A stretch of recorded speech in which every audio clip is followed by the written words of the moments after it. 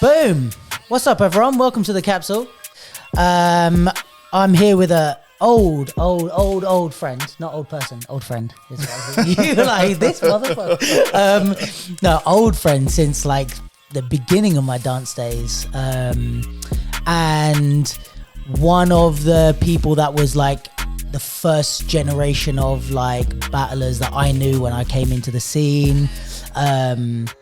Hip hop and house, bit of popping actually. A bit, because you know what's funny is like when I first knew you. Sorry, guys, it's Turbo. Turbo is who. Before we get into these conversations, you know what's funny is like, I always remember this. Like when I first knew you, you were like really good at hip hop and house, and like when you were traveling, you were doing hip hop and house mostly in battles, and then I started traveling, and a couple of people in different places were like, "Oh yeah, I know this like popper from the UK, Turbo." And I was like, Popper?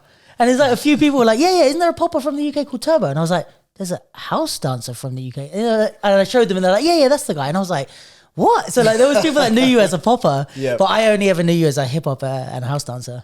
Yeah. I did touch that. I was on that for a bit actually. I even, there's even a battle of me in, oh gosh, what's the name of it?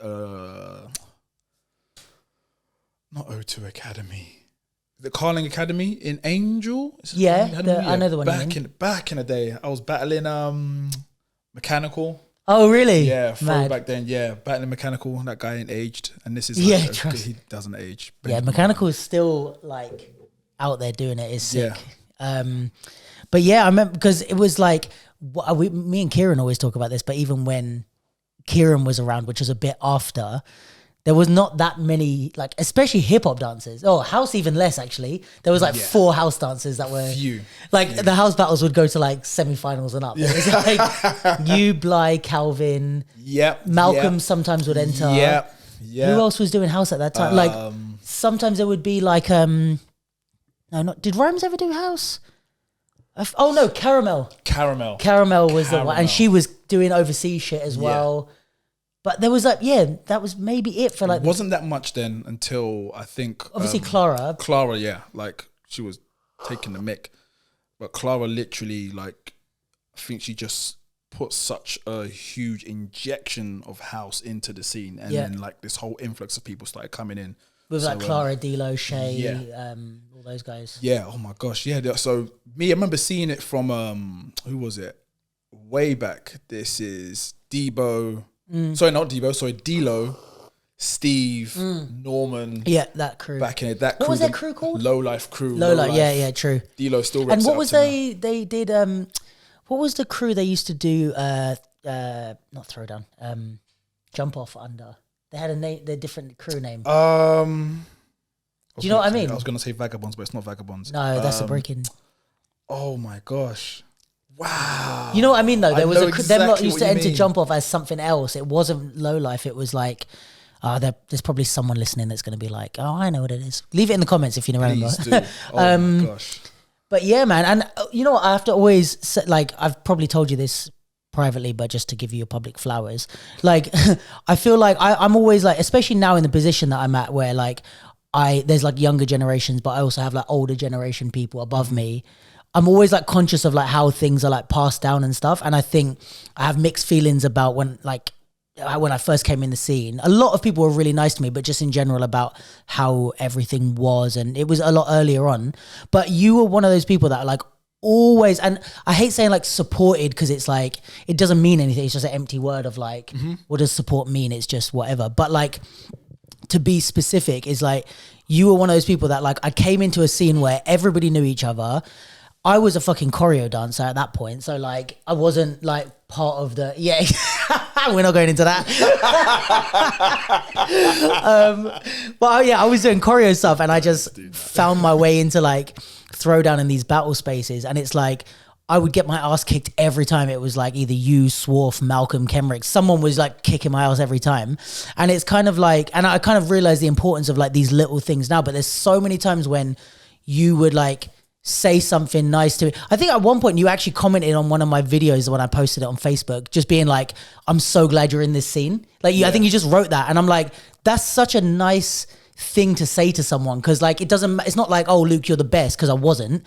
And it would be, if you were like, oh, you're the best hip-hop dancer, it would be like, nah, he's just taking the piss, or you know what I mean? Yeah. But just to be like, I'm, regardless of you winning or losing, I'm glad you're here. Like I was like, Yeah. fuck, that's such a nice like thing to say. And you always make me feel like you know, like whenever I don't know, if I was at a, I won't go into too much detail because I don't know if you remember this. If you don't remember this, I'll say it off the pod. But there was a time when I had a little bit of a back and forth argument with someone at JoJo's, and it was getting tense. And I remember you kind of stepped in, and I'll tell you who it was off the pod because I don't want to say it now.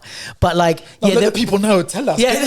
I got my coffee and everything, babe. No, but there was like a situation that was getting tense in the dance, and then it got to like more than dance. And then I remember you were the one, and I was young at that time, so yeah, I didn't know how to handle anything. I was 20, I think. So, but I remember you being the one that like pulled us both and was like, okay, guys, chill, like Luke, be nice, like him, like, you know, all this. And I just like those little things that like always meant a lot to me. And I think now being older, I kind of realize it's those little moments. And I have moments like that with people like Kenrick, with Clara. Yeah. But it's those moments that made me want to stay in the scene and made me feel like the scene is a great place to be. So thank you for that. No, appreciate that big time. But also, I think, you know, it also speaks to like you being dope, if you know what I mean, because like at dancing as well, because I don't feel like I've never felt, and we all have our like insecurities and stuff, but I've never felt from you any insecurity about, oh, do people still like know that I'm dope or whatever? Because it's like you were traveling and doing shit, and like I remember there was that battle against UK, the house dancer. Yeah. Sorry, he's a hip hop dancer, but he won Just to Be twice in house or something. Twice, I think. Yeah. But like you guys, and I was like, "Whoa, Turbo's battling UK!" Like, because those people were celebrities to me at that point, you know. Yeah. And like you were out there doing shit, so I think, I don't know. For me, I was always like, I always got and tell me if I'm wrong, but like I always got the impression from you that, I don't know, having like a new generation or things changing or people getting good never really threatened you, because you were kind of like, to me it seemed like you were pretty secure in like, I've done dope shit and I'm pretty good at what I do. And without the ego, like, yeah, I'm not even gonna like lie about that. I don't like to flaunt it. Yeah. Like, to myself, I know that I got it. I'll look in the mirror, so I know that I got it. And when I say those words, if I give you an example of, I'll watch a battle and go, yeah, I could jump in there. Yeah. You're like, I'll do all right. Yeah. I'll do all right in it, you know? I'll jump in there. I know what I've got. I would literally put myself in as one of the contestants going up against someone and saying, oh, yeah, I reckon. Even to points where I'll be like, I'll smoke him. Yeah. I'll smoke you. I'll just smoke you. Oh, that would be a good battle. Or he'll destroy me. Yeah. Or she'll destroy that's me. That's okay as well. And like, that's fine. Yeah. So, yeah. But just going back on something you said, what was it? UK. Yeah. So I will never forget that battle in my life. This was Germany, Frankfurt, Funkenstyles. Was it Express Your Style? Because I feel like it was, I don't know why I have in my head. Wait, I'm going to, because I remember there was a battle and it had like, you know, like the checkered floor. Yeah. Is it Express Your Style or was it Funkenstyles? I want to say Express Your, wait, I'm going to try and Google it. I think they changed it to Express Your Style, but I remember I'm sure it was Funkenstyles. If I'm right, how much money do I get? Wait. Would you, no, because if I'm right about this, I reckon you were under Isaac. Is it 2 A's or 2 S's? It was, I know on YouTube it says, I think it's Turbo versus UK or UK versus UK. I think they were trying to take okay. Maybe I'm wrong. Hold on. I think it was that. Anyway, yeah. But that battle, I think that was the first time I travelled out and I went by myself. Oh, really? Yeah. I remember going by myself. I can't find it. And I kind of just touched on house. Just working my way through house there. Really? Yeah. So I wasn't like, you know, even like fully fledged in it or fully like got a huge amount of knowledge. So I went to Frankfurt, did that battle, got through top 16. I was like, what the hell? Yeah. I'm by myself. There's no one here to back me. What's going on? Lone Ranger. And then they were like, oh, yeah, next battle is Turbo. I think you're right. I think they call me Isaac versus UK. And I heard everyone go, oh. So I'm like, oh, you didn't know UK at this point? I didn't know UK at this point. I had no idea who he was. And even more confusion, I thought they were saying like, oh, next is Isaac versus UK. So I'm like, did you mean like I'm from the UK. I didn't know UK was his name. Right. So I'm like, I am from the UK, Yeah. obviously. And I was like, why am I gonna verse the Yeah. whole entire Yeah. country, bro? Yeah, you're like, am I not understanding is it German one here or person something? here? So he's come up, and bro, I love telling this story. I genuinely love telling this story. I even love watching myself battle this particular battle, because I knew I had not much knowledge within myself to deliver a hardcore killing round or hardcore killing rounds. So I've come out, I'm the first one going first, and I used to have a lot of like African influence in some of my steps. Yeah. So I'm throwing that out there, and then he came out in his first round, his next round. So I'm first, he's second. Bro, when he came out, I was like, what am I doing here? What am I doing here? Was it really like that? Like, bro, it messed me up to a point where I was like, okay, what season are you on? Because I feel like I'm definitely on season 1, episode 4. Yeah. And I'm telling everybody else about episode 1, like in episode 4, season 1. Yeah. But this guy's already like, whoa, bro, I'm on season 15. That's like, crazy. And he started doing steps and moves that I didn't know you could add into house. Interesting. Because he was, correct me if I'm wrong, I'm pretty sure he was a b-boy. B-boy first, yeah. B-boy first, and jumped into the stand-up, so house and hip hop. And what was a huge learning curve for me with that battle in particular was how he used all of those styles within house, but made it work. So I'm watching, I'm like, Jesus, twice. I'm like, oh, okay, woo. And everyone's made noise for him in his round, killed it, smacked it. I'm like, okay. Yeah. Isaac, you're next, round 2. I'm like, round 2 to do what? I haven't got anything. Can't you judge off that? Can't judge that, man. He took it. But still went out, did my thing. And like, you know, this guy was doing coin drops on beat. Like, you know. Yeah, he had crazy, crazy for anyone that watches UK now and is like, oh, he's good. Like, he is good now, but in his prime, incredible. Boy, he was like the dominant, like, well, in hip hop and house, but like hip hop for sure. Yeah. He was like, there was no one touching him for a good, at least couple of years. He was winning everything. Killing. And then Just Taboo in house as well. And coming from break, like, he is one of those people that is like, yeah, he's like a legend. And he's so cool. It was him and Adnan. That's it. Adnan was the house dancer. Adnan. Yeah. I love that guy, man. I'm sure they won Just Taboo together. They've won Just Taboo together. I'm sure. Yeah. I could be wrong because I'm 40 now. But yeah, Adnan was sick as well. Yeah, man. But yeah, I learned a lot from that battle. I learned a lot from that one particular battle. And the most amazing thing that people don't see after battles is what happens afterwards, is the after parties, is people getting together. And it's nuts because people think that, oh yeah, you're the winner, you're the champion, all the limelight's on you. They only get that limelight when they've won the battle, got the prize. Once it's done, everyone's just gone into like, okay, let's enjoy ourselves. Like, there's no hierarchy there at all. The music's playing, everyone's enjoying. Yeah, especially those days when it's like, I feel like now there's so much more like social media stars. Yeah. In those days, it was just dancers. Like, there's the people that were like legends and good, but we all knew they weren't like famous. Like, now if you had someone who's as good as UK was then, they would be like Insta famous and have like fans and all that. Whereas it's like in those days, it was like your videos still might get like 500 views or something. And it's, you know what I mean? It's like, we think you're a legend, but like no one in the normal world cares about you or knows about you. So then in the after party, everyone's just kind of like, oh yeah, we're all chilling. None of us are making any fucking money from this. Like, we're all just hanging out. I think now it's like a lot different because these people are actually like low key, like not celebrities, but they're getting some followers. They're getting brand deals. Like, you know, it's crazy. It's come a fucking long way. But I think that was also the cool thing with like you guys. It's like, I always credit like you, Kofi, Malcolm, Ivan, trying to think who else, but like people that were like traveling when I first came in the scene. Cause that was like, for me, it was just like the accepted next step. It was like, I think the first time I went overseas was Eurobattle, and I went with Bruno and we did 2 on 2 hip hop together. And was that the first time? Or was that the second time? No, that was the first time. And that was 2000 and I want to say 10. And I was like, maybe I started battling like 2 years before that or something, but like freestyling 2 years before that.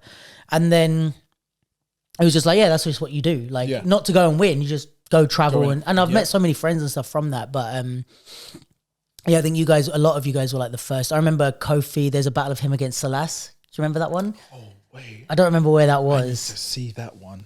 Kofi was battling Salas. I'm trying to think what other ones there were. But there was all these early ones, and it was all like there was no official footage of anything. Yeah. No, it's crazy to think of now, but in those days when you guys were traveling, I think when I started traveling, it started to become a thing. But like no one hired a videographer to film all the battles. No, so all you'd get was like YouTube or Facebook, but like someone filmed on like their camera or phone, and then uploaded it. It was always shit quality, but there'd be like it would be like Kofi versus Salas, and then that's it from that battle. Like you don't find, there's no judge demos, there's no whole things. Yeah. And it started to change, but yeah, it's like finding battles in those days was just random clips on YouTube. And do you know what it is as well? If you go back on some of those battles, there's things that are people that are doing then that will flipping blow your mind. Some sick now. shit. Some it's like people like UK shit. was one of those, like using some of those breaking tricks. Like now they would go off like him and I Love This Dance. Like my good lord. Do you know what? Forget you, mate. Yeah. Do you know what? Yeah. There was even a point where I knew that battle I did in Germany against UK, where I was like, yeah, this guy took me. And it came to a point where I went inside myself, genuine. I went, no, I actually want to call him out. I actually want to call you out. Just for the like experience of it. Yeah. It wasn't even, I want to smoke you. It wasn't that. It was literally like, I am well grounded within myself to say, I actually want to call this guy out. I want to try this again. Let's go. Yeah. Let's do this again. 100%. So, because that's some of the things. Like sometimes when you have a battle, it's a shame that it's only one round. You're like, I want a few of these. Yeah. It's just good experience, especially like Mus used to always say in a good way of like, if this going to be like the best dancer in the world or whatever, like I want the front row seat to watch him dance. It's like I want to battle you so that I can be the one standing that close to watch it. But yeah, also I think, you know what, another thing I remember about you while we're reminiscing is like you were always, even more than a lot of other people I think in your generation, like I feel like you loved ciphering. Like, is that, I don't know if that assessment is correct, but like I would always, there's actually a couple of things now that I'm thinking about it that I learned from you early on, which was, one, I always remember you being in the cypher and just like, you were just always a part of it, no matter if it was crump, hip hop, whatever, like, even if you were doing not the style that everyone else was doing, you'd jump in, you know, and you were always like blowing it up and just like with energy and personality and stuff. Even if you weren't, like, you'd just be there to make people laugh and have fun as well. Like, and I think that's, so the two things I remember, like two of the earliest lessons in dance, I think that from watching you was one of like being able to like be funny and like put personality into it. Cause a lot of people were very serious and still are like a competition and it got to smoke you and got to be angry. And it's like, you would be like competitive, really competitive and like trying to beat people, but you'd be making everyone laugh at the same time or like making fun of people in a way of like, oh, he's smoking you by making a joke out of it. Yeah. Which is like, oh shit, you don't have to just be in people's faces. You can like make people laugh and just the audience and the crowd and whoever, and you'd be like interacting with people or like winking at someone and everyone would be cracking up. So I was like, interesting. Cause I'm also not the type, I'm not like super confrontational guy. So I'm like, I could like be funny and smile and still be competitive. Like it works together. And I think another one is super random, but it's like, it's just such a like specific memory. But I always remember you were one of those people that when we would be ciphering, you would most of the time not like, this sounds so like fanboyish to remember this, but like you would not always jump into the middle before you started dancing. Like people would go in to like get the attention, but you would like stay where you were in the cypher and start dancing, and everyone would just kind of allow it. Like no one would go in; they would know this is your round, and then you'd start to come out. Yeah, and I was like, there was like one of my early lessons in like I guess like crowd control and like this kind of presentation stuff, where I was like, his energy and like intention is enough that he doesn't need to signal he's in the cypher by stepping into the middle. Like just by dancing, everyone goes, oh, it's his turn. And it's only if you're, I guess, like not a dancer that you would like not recognize that. But it's like you would always start there, and I always found that interesting of like watching you cypher and being like, that's sick. Like he's bringing, and even with battles, it's like, you know, some of the stuff when I teach now is like this type of thing of like, okay, you can, in a battle, you can go out into the middle before you start your round, or you can start your round on the line. Yep. But if you start your round on the line, you've got to bring people's attention to you, and you've got to be good enough to know that you need to do that. Yeah. Because otherwise you can look nervous or whatever. Like another dancer starting, I've seen it happen all the time where they'll start their round on the side of the cypher and someone else will just ignore them and go in because they don't see it. Yeah. So there's a difference of like how much energy you need to have. Yeah. But yeah, I always remember that. I was like, oh, he's the only one that's doing that. That's really different. But yeah, anyway. That's I've got a name for that now. That's my hacky. If anyone watches One Piece. No, I don't. So, well, they might. Yeah, if you guys, you should, those One Piece lovers, fans out there, you know what it is. That's my sort of my radiating energy. Almost like when certain people know that someone's in the room, like they walk in, like the whole atmosphere kind of changes, like the energy shifts. So I observe the circle and I look, I'm like, what can I do? I'm like, I think that's the right time. Let me go now. And I will be on the outside. You will see that I'm a part of the crowd. And then you will see that I'm not a part of the crowd, but I am a part of the crowd. What are you doing? And I've literally just transferred my energy to make your eyes follow. And I just see 2 people look, 3, 6, 8. Right. Then I start doing a few movements and they're like, oh, something's going to happen. Now everyone's looking. I'm just making sure that I've got your attention with the smallest thing, but my energy is emitting for you to feel it. And then you follow me and you're like,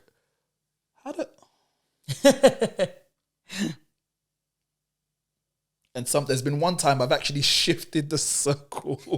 Well, I moved. So I literally was on the outside, and then I was on the inside dancing, and then that's the middle of the circle here. I'm here, and then all of a sudden, like the circle moved. The circle moved there, so now I'm actually in the middle. That is like top marks for ciphering. I was like, yes. But yeah, I think that's a really good like lesson, and just like I think there was a lot of stuff from you guys that I learned at the beginning. But yeah, the fucking scene's changed, eh? But it's changed. It really has. Because when did you start battling? Because there also wasn't that many battles. So when were you first all right, I'm doing battles now? I was in the era of wanting there to be more battles, because there was to be a lot of talk on Facebook of like, oh, when's the next battle? Because we would wait, 4, 5 months, sometimes even longer. Be like Stylefest, one of them. Like House Dance UK. Sometimes Dealer would put on like a smaller one. Yeah. But and then throw down, Yep. jump off, and then UK Champs when they had like hip hop and stuff. But that was like in a year. That's like 6 battles, and it was so spaced out. So it's like, what do we do? So going through all of that, like, what's the question? Like, when did you start? If I can't even put a year on it. No, I do. Do you remember what your first like actual battle was? My first battle, It would have been something like Jump Off, right? it probably was Jump Off. No, it was Jump Off. Because that was like, I feel like you guys' generation, that was the first battling. That's out, yeah. Because it was like when, I don't know if you were in that crew, but with like Ken, Marlon. Yeah. What was that crew? KI? KI. Yeah. KI. So KI this is what I loved about KI, yeah? KI changed their players like Arsenal, bruv. KI was always signing new defenders, new midfielders. We had a different coach one time. But you would have like Mukhtar, Sims, Dalton, Bones even used to be in at some point as well. And then the following week it would change. Then it's Kenrick, and then it's me, and then it's Sims. And then like, it was always changing, but it was a collective of dancers that, when I look back on it now, that had so much respect for each other that we were like, we've got this battle. Come up. Can we do this? You do this. We do a quick rehearsal here for a couple of hours. We've got this routine, that routine. Bang. This is KI. Some people were baffed. They were like, that's not the guys that were in it last time. So was it kind of like a all-star crew? Like if you knew you were like top, it would be like, all right, you're going to come and do You're going to come and do this. Yeah, definitely. Definitely. But yeah, I think Jump Off was the first time me like battling properly, like amongst an audience and in that setting as well. One of the longest battles I had was about 2 hours. Where? I had a 2-hour battle with the legendary DJ Debo. No way. Bro, he would tell you as well. We were popping for 2 hours. Where bro. was this? This was at some like party or something. Now, it was a bit cringe because usually when you're at a party, yeah, you're like, all right, we know you dance. Yeah. I don't dance. I work at Foxton's trying to make like, or I work at the, I work in a school. Why are you dancing like that for two hours? Bro, we were going off round for round, bare rounds, bruv, sweating. That's funny. And like, as much as it may seem a bit cringe, it's probably one of my memorable moments of me like enjoying what I'm doing and literally just bouncing off of each other, knowing that we both actually love this. Yeah. We're actually enjoying it. It's gone beyond like, I'm better. I'm going to smoke you. And it's like, let's just keep on going. Yeah. Let's go. There's a glitch in the system. Keep going. I feel like because there was, this is kind of like when I first, because I think by the time I came in, there started to be a little bit more battles, or at the beginning there was less, but I think you guys' generation had way less. But I feel like for you guys, there was more like call outs and stuff because there wasn't regular battles. So people were so hungry to battle. It was like, all right, well, I'm going to call you out, or there'd be beef or something. There's no, I'm not waiting 6 months to settle this with you. It's like, let's go. Let's do it at the event. Do you remember, was it Static and Malcolm that had that call out at Storm? Yeah. And they were like putting money on it, and like that was wild, bro. Yep. That's like, new gen, look, listen out for this, yeah, okay? Listen out for this, yeah? When we called people out, there was a slight bit of like, wouldn't say beef, but we had reason. There was like strong reason to why I'm going to call you out, because we would probably chat shit off camera to you guys before the battle's even organized. Yeah. This one said that one said this. And then we'll actually meet each other. Yeah. There's actually a story of a dancer that came to someone's class, back in the day, and called them out in their class, bruv. In the class. All I'm going to say was Pineapple Studios. I'll leave it right there, okay? There was bare teachers in there, so you won't find them. But that was a moment where we called each other out, and then all that built up frustration and tension, we released it to a point where, New Gen, listen to this, you're right. We were putting money on this. But I remember thinking that was wild. I was like, we're oh my God. putting money on this. Yeah. We're dancers. Where are you getting your money from? Unless you're working somewhere else, you're a dancer. How much you put in on, like, you got to think about it. To have that amount of confidence and belief in yourself, say, no, I'm going to put down £100 that I'm winning this battle. I don't care, £100. Yeah. And you have to battle. Yeah. You have to throw down. You have to hold your sword and your shield, and you have to battle. If not, you lose your kingdom. Yeah, that was like one of the kind of early lessons as well for me, was like, and I still have that to this day, and I'm sure it's going to get tested at some point, but it's like, I don't think I'd ever like turn down a call out. Like I'd lose, but do you know what I mean? It's like, I don't think so, mate. Well, it depends who calls me out at this point, but like, do you know what I mean? It's like to be like, oh no, I'm not doing that. I'm not doing that. It's like I don't know. It's, for me, it was always that's a respectful thing to like the culture of it is like, that's kind of the thing with battling, is that anyone can call you out and you kind of hold it down and go, all right, let's go. Like if you're going to lose, you take your loss like a man. And then if you're going to win, cool, you smoke them. But it's like, I don't know, I've never had it where, hasn't been loads that people have called me out, but it doesn't happen so much anymore. But yeah, where I've seen it happen a few times where someone gets called out and they're like, no, I don't want to dance or something. It's like, that for me is like, you can't say shit after that. Nothing. You can turn it down, especially if you're not a battler. Like, if you're calling out someone who's not a battler, it's like, what do you expect from them, man? Yeah. You know, but if you're like, you say you're a battler and you're in the scene as well. Yeah. Like, and then you're like turning down a call out. I'm like, doesn't look good, man. Like, you can lose. I have full respect if you get smoked in a call. It happens to all of us. We get smoked in battles. Like, everyone's got to learn to take the loss. But there's our special guest. Hold on. Dun, dun. What was I gonna say? Look at that. Yeah, no, he's right. Like, you know, you're not a battler if you say you're a battler and you don't jump in and do the battle. Wagwan. We're asking if anyone is. Would you turn down a call out? Would you ever turn? Is there a situation? We have a special guest in the building, guys. Yeah. We're in it already. We're here. Boom. Wow, they fully didn't catch you. I really didn't. There was a special guest in the building, Mr. J Funk. Funks. We were talking about whether it's acceptable to turn down a call out ever. But I feel like Let me warm up. you gotta come straight in. No stretching, nothing.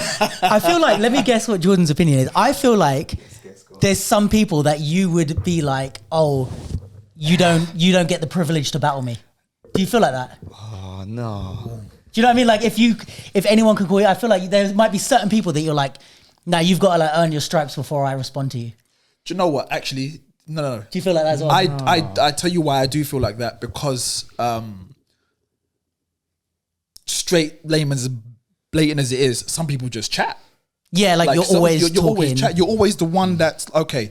You've been going around with the circle. You're going around with the squads, but you've never jumped in a circle or a cipher. But you're quick to open your mouth and say, "Oh, I could smoke him." You don't even know what a cigarette is, and you're ready to say you're ready to smoke. It's like, bruv, it doesn't make any sense. So yeah, I hear that. I would look and they'll be like, "Oh, someone so said that they want to take you out. They're calling you out. Like, who is he? Who is she?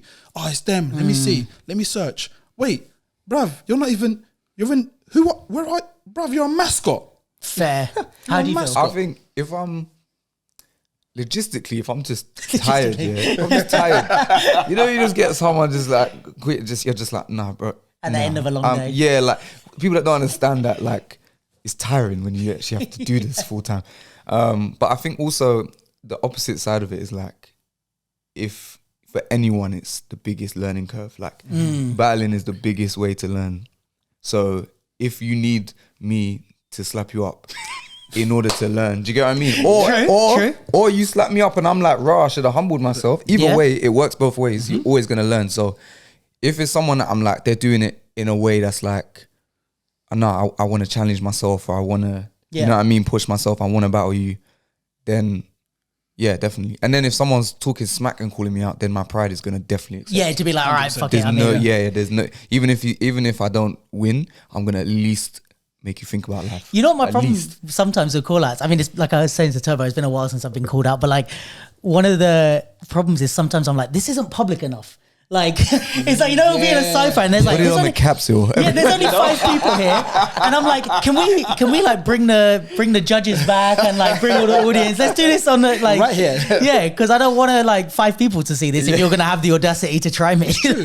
They should do it big like that. And do you know what? Especially within the hip hop scene, like if you authentically in hip hop, you had people within the music industry that battled. They were calling people out. They're dissing people. Yeah. So there's always going to be response to a diss. Same thing with us, man. Like if you're calling out and you've got the chat, then bring it. And then if you feel like you lost or you won that one and I call you out or you call me out again, then it's a round 2. Yeah. I do know that me and Frankie need a rematch. Frankie. Yeah. We actually need a rematch. Because I battled him. This was when we was in JoJo's house dance, and I think I won the battle there. And I was like, do you know what? Times have moved on. Things have changed. Redhead House Dread versus No More Dread. This battle was about to be a lock-off. Redhead Dread versus No Dread. What? The branding, I can see already. Wow. Listen. Hey, don't steal that, by the way. Yeah? Don't steal that. That is class. Oh, that's but funny. also, it doesn't really happen, does it, anymore? Not so much. It's so friendly and exchangey. Yeah. Like, it doesn't really... I think it's like, I wonder if, I don't know, like there's different motivations to call people out as well. Because like you were saying, I think there's sometimes when it's like, it's a beef call out. And then sometimes when it's like, I just want to call you out in a way of like, I just want to go rounds with you. I had that with, I have such a funny story actually. Kenzo, the Shay's brother. Yeah, Alvarez. Yes. Yep. He was teaching at HDI once, and I was there, and they held I was taking pictures, and there was a little. I've never told this story. There was a little battle in the evening, and he'd judge, and it was like something where they randomly pair you up with someone else, and like I didn't know anyone. It was all choreo heads. So it randomly paired us up. We did a battle. I think we lost first round or whatever. Fine. And like Kenzo was one of the judges, and I was kind of a bit like, oh, I'm here for the week. I'm bored. I haven't danced, like, because I'm not doing the classes. And I lost first round. I was like, this is my only chance. I'm feeling restless. So then I went to them, the judges in the break, and I was like, no, because they said, it's only Kenzo that's going to do a judge demo, because the other two were like choreo heads, I think. So they were like, Kenzo's going to do a judge demo, not the other two. So I was like, oh, fair. And I went to him and I was like, yo, do you want to go rounds for your judge demo? Instead of doing a judge demo, do you want to go rounds? Not in a, like, I didn't say it in like I have beef or something. I was like, I just want to dance some more, like, if you want to go some rounds. And he was like, yeah, that'd be sick. Like, let's go, like, I guess to give him some energy. So we went and we did like 2-3 rounds. And they kind of like, they didn't hype it up, but they were a bit like, oh, we have a call out, blah, blah, blah, like all this. Bro, the way the choreo people were not used to it. Like, because me and Kenzo were like, it was very cool. Like, we shook hands and like hung out. We did a shoot after that. It was very, and like for us, it's a bit more normal. Like, if I said that to you, of like, do you want to go around? You'd be like, all right, cool, yeah, let's do it. Bro, they came up to me, they're like, do you know who that is? And I was like, yeah. And they were like, I can't believe you just did, like, you're so brave. Oh my God. I swear down, someone said to me, you're so brave. And I'm confused as fuck, because at that time I was like, I don't know why this is not, I didn't connect it, but I was like, no, like, we're cool. And they were like, have you guys, like, are you friends? And I was like, oh no, I just met him today. And they were like, but you battled him. And you were like, he's one of the judges. And I was like, yeah, like, it's fine. He's sick. And he beat me. Like, he was like, when we did rounds, I was like, oh, this guy's fucking good when when he's not doing choreo and he goes in battle mode. I was like, he's cold. Yeah. But yeah, it was so funny, man. I was like, there's like 2 or 3 people that came up to me to like, what was that? Oh my God, that was so cool. And I was like, this is so like normal in our world to be so good. But I think also, I guess maybe in the choreo world, they put people more on a pedestal, I guess. Yeah, I guess so. Because for me, it wasn't like, it doesn't mean I had less respect for him because we battled. I would never. There's some people that but that's what it is understanding the language as well. You're saying, oh, let's go a few rounds. Not like, I'm calling you out. Like, let's go a few rounds. But like, and a lot of those guys as well, especially choreographers that people see as choreo stars, they don't know that they will throw down as well. Yeah. Like, flipping Ian will throw down, bruv. 100%. Ian will throw down. All of them big top guys, the top names, they will throw down. They know how to battle. Yeah. They know how to what's dude's name from Copenhagen? Toby Deedaran. Oh my God. Fire. I love you, Toby. Like, his choreo stuff is dope, but like, having seen him battle quite a few times, I'm like, oh, this dude can. Yeah, but that's why, like. Sorry, I don't want you to. I feel bad because you keep moving. You know what, as well, they didn't even give me time to undry my lip from the cold before they just threw me in this thing. So straight from the car here. Exactly, straight from the car, boy. Undry the lip. It's cold out there. Have you got any spare of that? Cause my bottom lip's exfoliating my top lip, bro. I just feel like I can light a match. I'll burn this whole damn house down, bro. I can smell rubber from my flipping top lip. Oh my God. You got the worst 2 people on here, man. But yeah, like, can you hear that? That's my lips. I remember when I first met Toby at Take Flight, and when I got there, neither of us had taught yet, I don't think, and we battled. We judged the battle, and then it was like judges versus the winners of the battle. Got ya. So we battled together, me, him, and Shay. Actually, oh, sick. So it was a good team. Where's that footage? It was big. It was big. So, like, obviously, I cramped and stuff like that. So that was kind of the idea that he had of me, or whatever. And we sat down, we spoke, like we had lunch, or whatever, and we were like the same person from 2 different countries. And then the next morning, before he taught, I was in a class, but like a guy called Robert Green from LA, like proper choreo, like. So I'm in this small group when he comes in the morning, like in this group doing choreo. And I say morning to him before his class, and he's like, bro, I thought he was a crumper. It's like, no, bro, I'm not a crumper, I crump. There's a difference. Fair. But even he was like, bro, like, I just came in, last night he was getting off, and now this morning, you're just banging out this full out choreo, like. And then the more we connected, like, and over the years, like, we just got closer and closer. And that is where we connect, is that we do that, but we know where it comes from. We understand that no choreography is made without someone freestyling. Yep.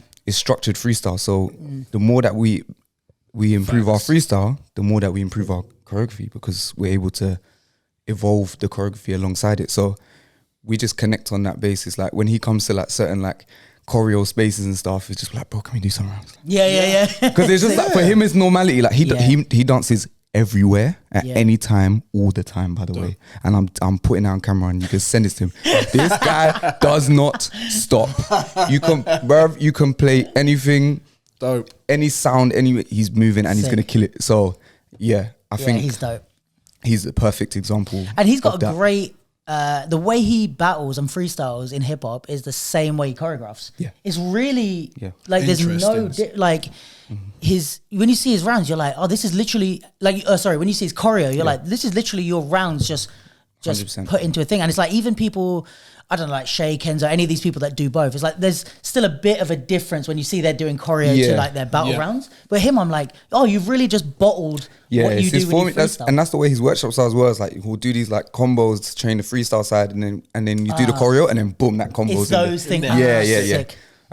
So it's really like, he's one of those people, you know, we always talk about like people calling it like hip hop class when it's just choreo. He's the one. He's one of those people that it's like you can call your class hip hop. Yes. Like your class, what you're doing is literally hip hop freestyle in a choreo 100%. Sense. And it's got the same flow and bounce to everything. It's like, he's ridiculous.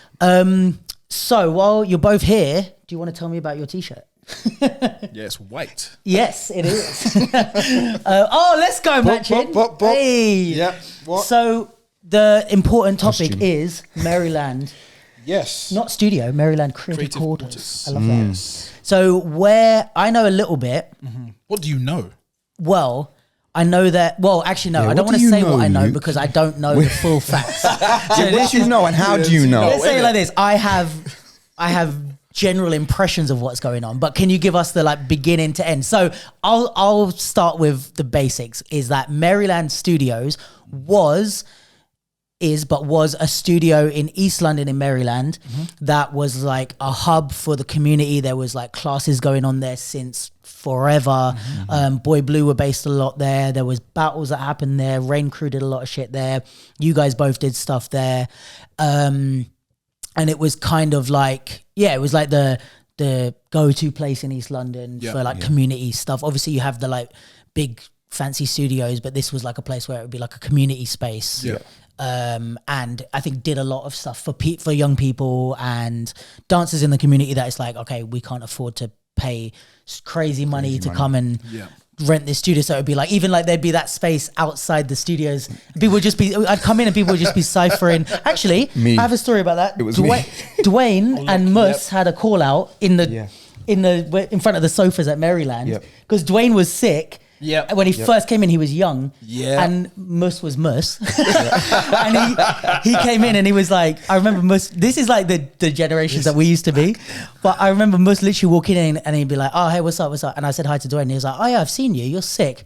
I want to battle you. Yeah. And Dwayne was like, yeah, let's go. Yeah. And Mus was like, all right. And they put on music and they just went around in the sofa area. That's what it was. And for Mus, it was not like, it wasn't like, he had beat, but he was like, "You're sick. I want to feel what it's like to battle you." It was like him and Dwayne was like, "Yeah, fuck it, let's go. I don't give a shit who you are." I'm pretty sure there was a period of time where me and Dwayne had full ownership over that section of the studio. Like we would, do you remember? Like, we would literally like, because we were young, we didn't have money in that, but we would split. Do you remember the pig speakers with the ears, volume buttons? Do you remember those? We would go half an hour, £25 each to get one of those speakers, and keep it at my house. And then every day after school and that, we would go. £50 for big speakers. Come and see. And the ear would just be, like this after a month. You have to do it again.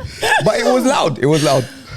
So we would get one of those between us, and we would literally take it round there, like after school and that, and we would just lab until our arms and legs fell off, like 4, 5, 6 hours, and then back the next day with the speaker. And people were like, "Can I use the speaker?" No, you have to. We're charging you. I remember that as well. It was us. It was us that had the speaker. At first, it was Theo, and then when he, when he just got too big for the space. Gosh, do you know what I mean? It was like me and Dwayne took over. But sideways. that spot. Going to the studio sideways. So then, that was the Maryland that I knew. So can you guys take us through what happened with the old studio, what's happening now, and kind of where you guys are at? So interestingly, probably not interesting actually, but Maryland Studios was actually a different studio. True. by I'm Nadia. saying it wrong. Yeah, Yeah, by, it was Nads. what was Nadia the Gardner. name of the one? The one we Maryland did was Centre Centre Stage. Center Stage, yeah. So Centre Maryland Stage. Studios was upstairs, and Center Stage was the one downstairs. Confusing because Centre Stage was in Maryland. Yes. So we would say the studio in so Maryland. this gives context True. for why it's called Maryland now. Got you. Because you dancers are stubborn. And if, Everyone called it. I'm doing it. no matter what we called it, everyone would have said, We could have said it's Dubai. You said Maryland. Maryland. So we said, you know what? Let's just keep it what we the people that were there know it as anyway. You get what I mean? And just keep it as that. Because yeah, everyone, when it was like shut down, everyone was like, what's happening in Maryland? Yeah. That was it. So it kind of stuck. It was basically, yeah, like without spilling like anyone's business. Sure. You get what I mean? It was one day we went around there to rehearse and there was a padlock on the door. Oh, stress. Not put on by he was owning it, of course, or put on by the landlord. So there was this kind of big scramble of like, oh, there's a padlock on it, like can't get in there. Landlord wasn't kind of answering, just said, boom, it's on there. And then we had kind of tried to kind of speak to this landlord before as well, but he's like kind of, yeah, not the easiest to get a hold of, apparently, allegedly anyway. Allegedly, yeah. And then it was actually my mum who just went in the shop next door that we always went to. You know, the shop. The Like, fish and chips? no, the one, the like shop. Corner shop, yeah, around the corner. Corner shop that's next to the corner. All right. Just the not corner shop. Clarification. There, you know. I was like, this shop ain't on no corner. So she went in there and said, look, what's the landlord's number? Like, give me the landlord's number.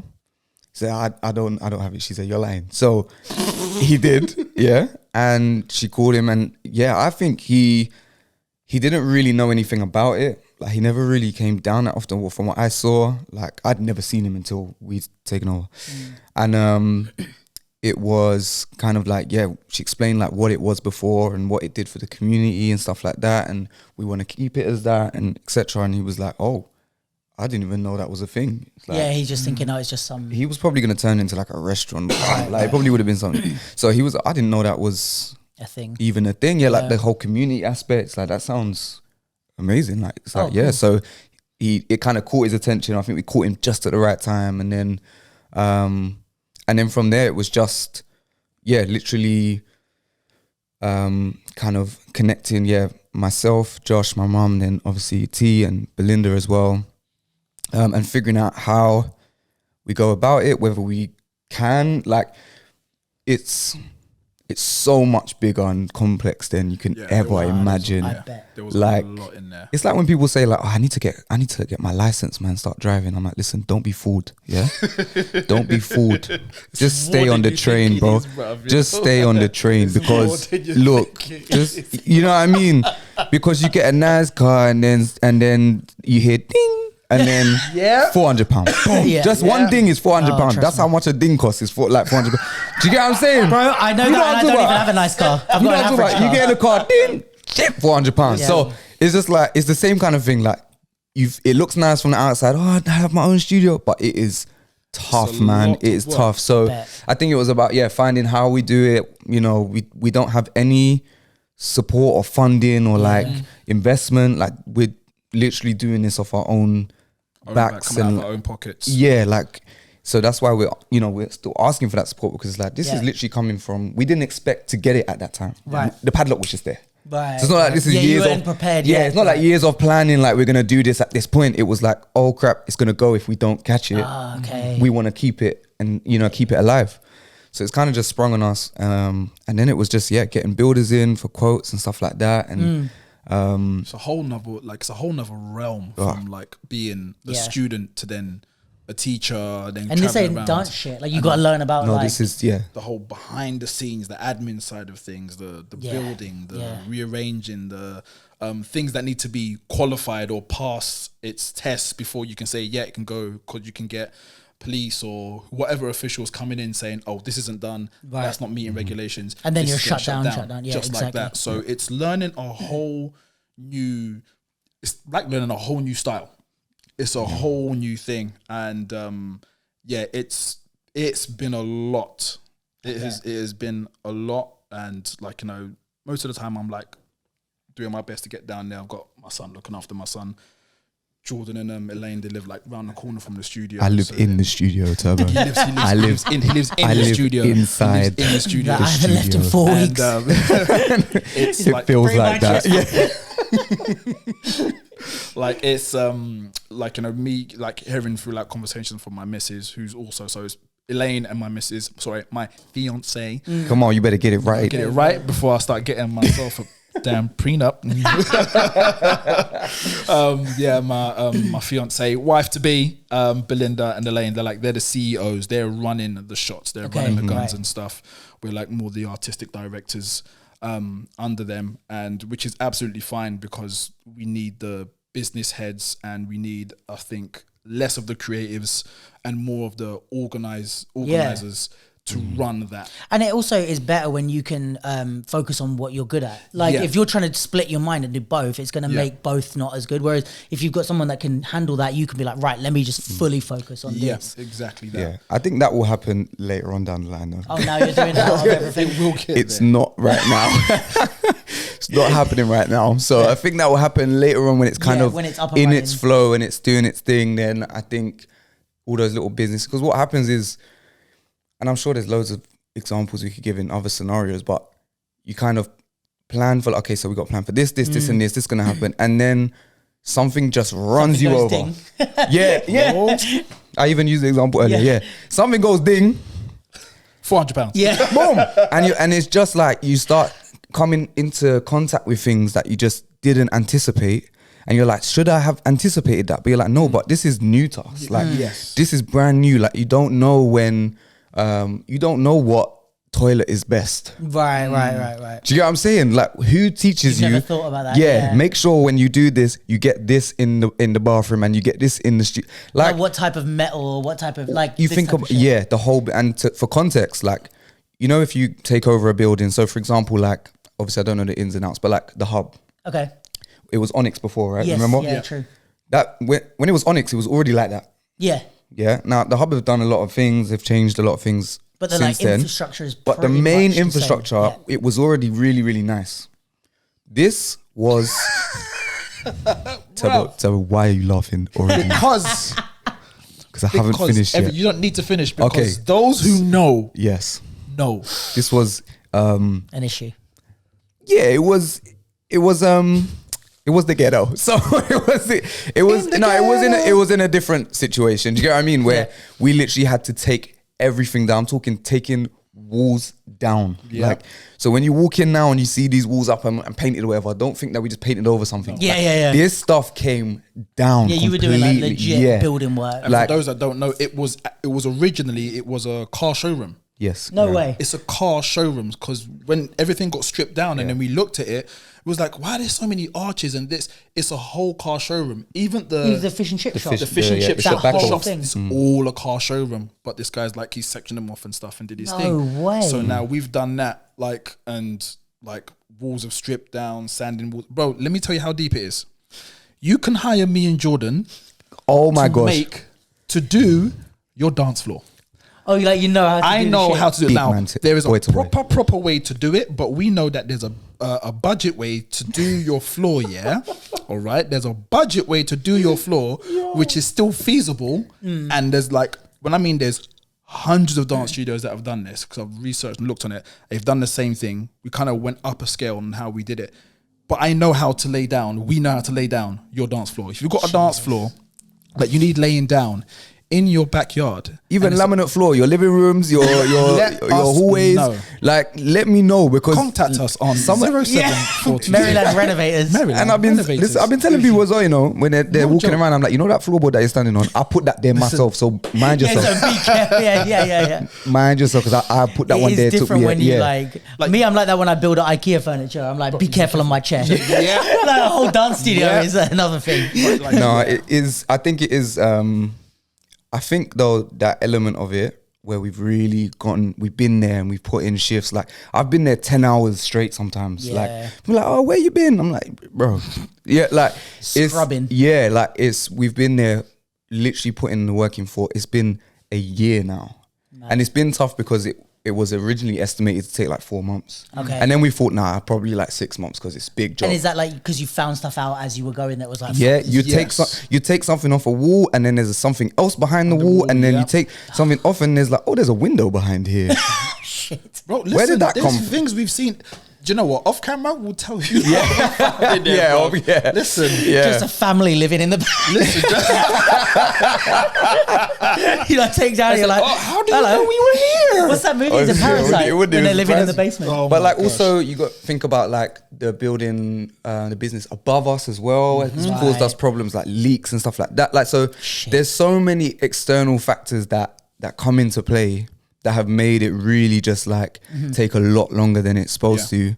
And to be clear, we're like 90% Oh, there. shit. Yep. Like, Okay, that's good. the studio is being used at the moment, the big studio, Oh, nice. and it's such a nice. It's like Oh, you ran your program there, right?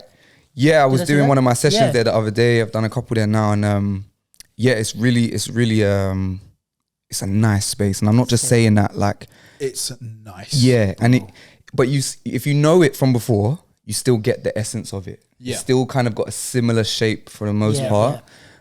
But if you don't know it, then you come in, it's like, wow, this is nice new space. Yeah. So it's got that kind of balance that I think we spoke about in the very first meeting, was like, we need to let people know that, look, this is a new business. I'm going to call out someone Danai. Because Danai. but he's just this is just an involved, example. I'm not No, involved. he knows. I cussed him in his face. We did a little event there, and it's just because he knows the space so much. He just bops in with like food and tries to walk straight in the studio. I said, hey, Things have changed, buddy. Dana, in your eye, come back.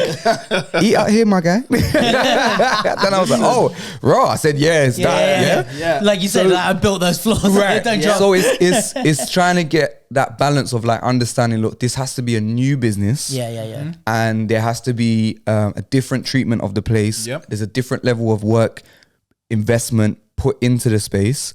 So we have to treat it like that. Yeah.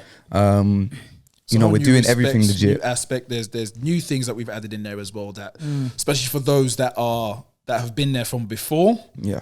And when they see it now, they'll be like, "Oh snap! Oh, you got that in there." So, for example, like the 2 studios are in there. Yeah. It's all fresh. It's all cleaned up. It's like the mirrors are up. We've got the studios there. They're running, but we also have in that space we have a treatment room. Sick. That's in there for anyone that's doing any forms of rehearsals or any dancer. You're like, yo, we've actually got someone doing physio or massage. Nice. I'm injured. You can go in there, get your treatment, come back in. Or even if it's a personal thing, we've got a meeting room in there. And is that the physio room like? Can independent physios like hire to them hire, as well? Yes, it's Yeah. independent. Yeah, So yeah. massage or Right. whatever it is that you want in there can be done in there. We've got a meeting room in there now as Sick. well. Photography room in there. Got all white room. Like in a white room in there, completely white. Still getting stuff to kit that out as well. Sick. We've got, If you want to invest and have it called the there you go, Capsule Studio. Just saying, like, 150,000. Watch this space. when I start getting some money. Business meetings right on camera. No, but yeah. We've also got a music and podcast room as Yeah, well. I spoke like, to Josh about that. yeah. Yeah. Yeah. Sick. So in there we'll have like the DJing in there as well as people having their podcasts in there. Kind of like a bit like space. how Pirate is, like where you can go in Kind and of, use the yeah, decks. And yeah. Is Yeah, a it little bit. is it like kind of for when you say DJ? Is it like for them to practice, or is it like a recording thing, or what's the kind of main purpose of that, or for like lessons? Or I think we're still finding that. Okay. Actually, I think we're still finding that. Obviously, now that we've got the space there, and you can kind of see, okay, now this will fit here. It's kind of Yeah. like one that's kind of a little bit further on our list. Right, Yeah. right. So it will be there eventually. And I know Josh, our other like creative director of it, is really like kind of leading that as well along with T. So they'll curate that to be what the best it can be, and hopefully all of those things. Yes. Do you know what I mean? Yeah. Hopefully as many of those things as possible. That'd But be yeah, sick. like T was saying, we're trying to just spread it so that Yeah. you know. That's why it's called Creative Quarters, because to call I it love dance was actually Like limiting it. Limited, yeah, limiting. exactly. Yeah, I want you to be able to do rehearsal, mash yourself up, go take a picture, mash up, and then go get a treatment. You know what I mean? And then hear little boom cats and say, "Raw, who's making a beat?" And go spit a Yeah, bar, and yeah. then go. You know what I mean? Go toilet. You can go toilet now. all in one day. Go spit a Just one, quick yeah, pop in. little quick one bar, and then you can go home, and you've done all of those things, and it kind of encourages collaboration. And do you get what I mean? And it's also this. We've got disabled access and disabled toilets. Let's go. We do. Well. We do. So boom. So like, you know, we're trying to open it out to all, Everyone. to everyone. We were quite passionate about that, like making sure that everything, doorway size and toilet, like everything is accessible to as many as possible. Yeah, that's sick. Because the last thing you want to do is do it all and then realize like not everyone can be involved. You get what I mean? And then have to try and do it again. Yeah. Hey, no one got money for that. Yeah. But we really want, Renovate the renovations. we really want everyone to, you know, I've been to like Good For You, like homebrews classes, and I've seen like a wheelchair user in there, like going in, even at the Nike battle, it's someone the same battled. guy, I think, do you know what I mean? Yeah, like it's so cool. So we want to make sure that that's a thing and that's available and possible. That's sick. So yeah, this it's really like looking to be such a hub of like just creativity and vibes. And so like I said, keeping that balance of like, look, it is a new business, it is a new thing. The treatment of it will be different, the way it's run is different. You know what I mean? You can't just be like, oh, no one's in the studio, I'll just use it for 10 minutes. Because I think the way I will find you 4K CC TV. Zoom in on his face. Straight. Yeah. But I feel like Facial also because the recognition. old studio was like really a community space, people kind of treated it like it belongs to all of us. And I think the difference is it's not a bad thing, but it's like it doesn't belong to everyone. It's like it's you guys thing, and we need to respect. Like same as if I come to your house and I'm not just eating my chicken, dropping it on your sofa. Like, you know, it's but also listen. If you want it to be owned by everyone, that means everyone has to invest. So be careful what you wish for, because if you say, but this is for all of us, okay, well then your wallet better be for all of us as well. So that's why it can't be for everyone, because it's like put the work in. We put the work in. We put that investment in. And we have to maintain. I'm hearing a lot of parallels to to the capsule, I'll be honest. But you get what I'm saying? Everyone's got an opinion. Yeah, but it's like, are you here helping? Listen, it's like them corny pictures you see on Instagram with the iceberg and like, here's the work you don't see, and here's what you do see. And it is corny, but it's like, it's true. Like, we're not in there always, you know, and we have had Joe Monkey Flip in like, parts, like filming the process. So hopefully when that's done, like, we can put that and people can really see where it was to where it. That's the reason why we haven't put so much out, is that we really wanted people to see like where this thing was, like, and it's like, it's hard to really explain it without airing out someone's business. You know what I mean? Because that's not what we're on. So it's not that, but it was in a real bad way. Yeah, it was in a real bad way. And even like the way that it was in, and like to us having it now, like, kind of treat how it was as like a push, as like a shove to say like, yo, this is how it was. And it's not like, oh, you should have done this and you should have done that. It's more like, wow, we've got an opportunity from what it was to what it is. Like, you know, and like, it's just been a push, because there's the amount of times when I've looked around, I'll just be in silence sometimes. It just takes a little bit of silence. And for those that don't know what the building looks like, they may not get it. But for those that do, and I've seen people come in and they've gone, yo, they've even gone, but they've gone to the dance floor, they're like, oh my gosh. Like, it's true. It's a dance floor. Like, yes, it is.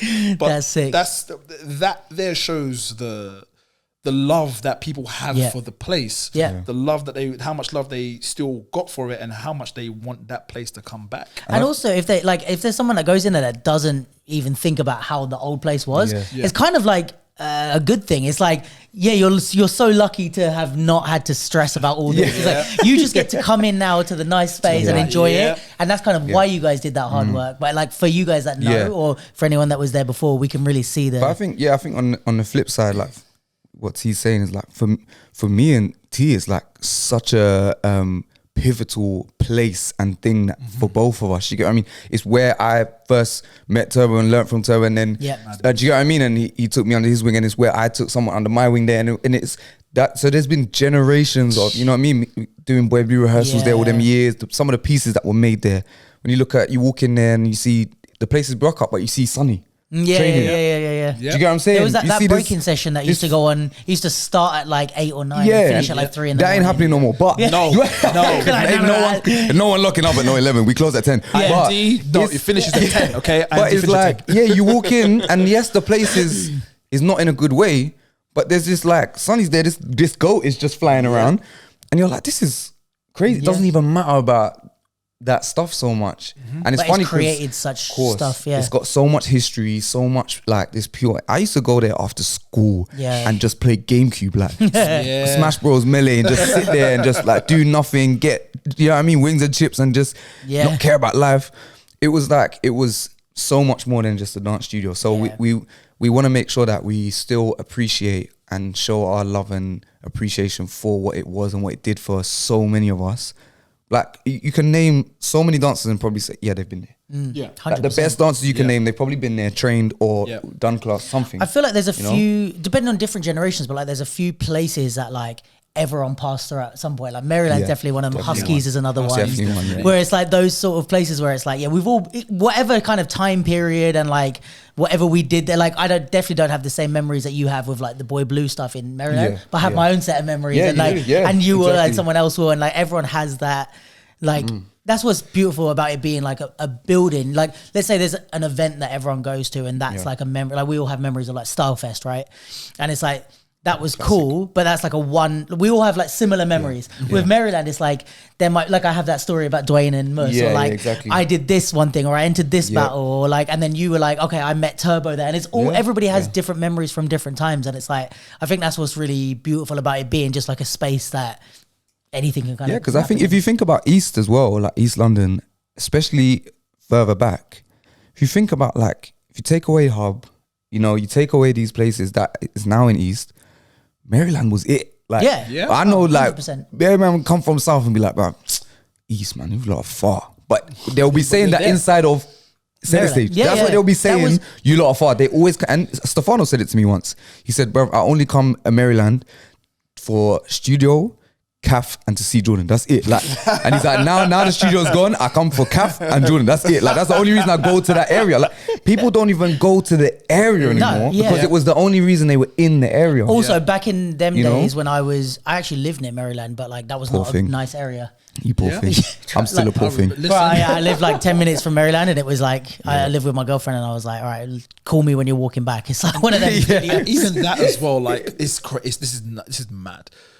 There's so many stories of things that used to happen there where you would have you got different people outside of dance. Yeah. So we're in our bubble, we're in our world, but there's things that are happening outside of that. You've got people that like to drink, people that like to do drugs or whatever. There's been certain times where people would walk in the studio and then come back out again. I even one time had some kids come up to me with a business card saying, "Oh, do you want some weed?" Like, Vistaprint. Please get out of my studio. I was like, come out.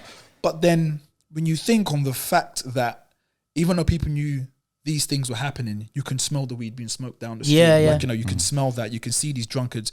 People are feeling safe. Yeah, it was always a safe safe safety there to know that space, my kids are there. There's parents that have brought their kids there. They smell the weed, but they leave. You must have a super amount of trust and safety in that teacher or whoever's there to say, I can leave my kid there. It's absolutely 100%. Fine. And still come back over and over and over again. Now it's even more safer. The areas are a lot better now. It's very gentrified, like, because obviously, big up Lizzie, my G up there. She's obviously got the Lizzie line now. And Maryland is on that Lizzie line. Hey, we have to give her shout outs. Do you get what I'm saying? We have to give her shout outs. She's still on my notes. I know who he's talking about. I knew as soon as he said Lizzie, I was like, fam, here we go. She's still on my notes. She's still on my notes. He said Lizzie like she WhatsApped him. She's my G. Come on. Have you not seen that picture of her in the Range Rover, bruv? She was a gangster. She was a straight up gangster. With the thing. Do you get what I'm saying?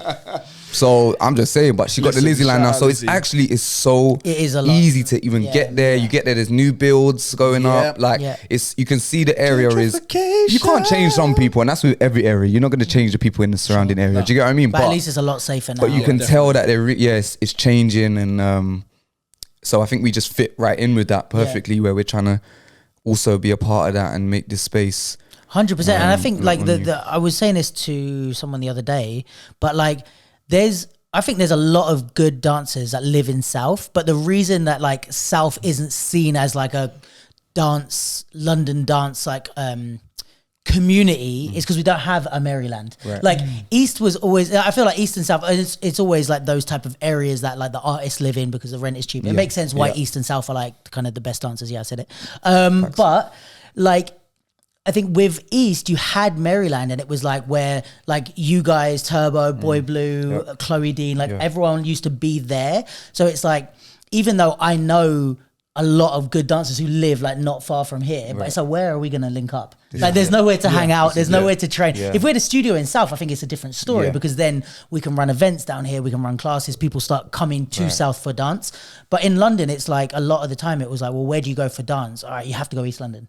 Like that's the place because there's you had that there, and not only, of course, you can go to like the bigger studios, like you could always go to Pineapple and whatever, but it was never as much of like a community space to hang out. There was we had the poppers that used to hang out in front of Pineapple, but like not compared to Maryland, where it's like you go there, you could hang for the whole day, you can meet people, you could like see. So I think that's why that space was so important, and it's done wonders for not only East London but like the whole UK. Yeah, and I think that ties in as well. Like one thing that I know myself especially, like I always say in all the meetings, T can vouch, like I was super passionate about is like this not being a timetabled, filled with classes type of space.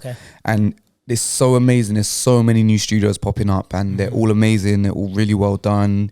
And it is great, like to have loads of spaces. We've been asking for that, I'm sure, for years. So you know what I mean. We can't now moan about it, but you get that studio pop up, and the whole day is ramsacked with classes every single day, all day, which is fine. And we need those spaces too for those people that do that. But where's that space where someone can just email or call up and say, look, I need a couple of hours just to, do you know what I mean? Just to do some rounds 100%. Or just to get in a space. Cool. Have the space. I'm not going to interrogate you on what you're doing unless you're trying to mash up the thing. Do you know what I mean?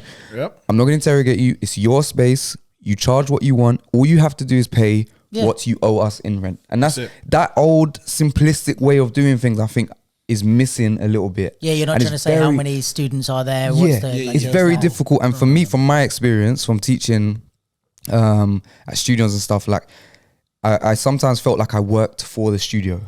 I sometimes even felt when you're paying for the space, which is like, it's fine if I work for you, but pay me a salary. Right, exactly. But I always got the energy, the feeling like I worked for, and I'm the kind of person that like that session you saw the other day, whatever. Like, I don't even make profit from that. You just want to do like, it's not even a guarantee I make profit. It's not even about that. It's just like, okay, pay this much to cover the space, and we'll train. And especially with art stuff, it's like sometimes the less people you have in the space, the more, especially if you've got your students, you don't want to pack it out with 30, 40 students. You want the 5 of them, so you can really focus your energy, and that's like going to do way more for them. But you can't afford to do that if you have to pay all these extra. Right, but if I get a good job, you know what I mean? Say, not even me, someone gets a good little buyout, and they're thinking, oh, do you know what? I just want to teach some people for the vibes. Like, I don't want to charge them £14. Like, you book the space, you know you can cover that space.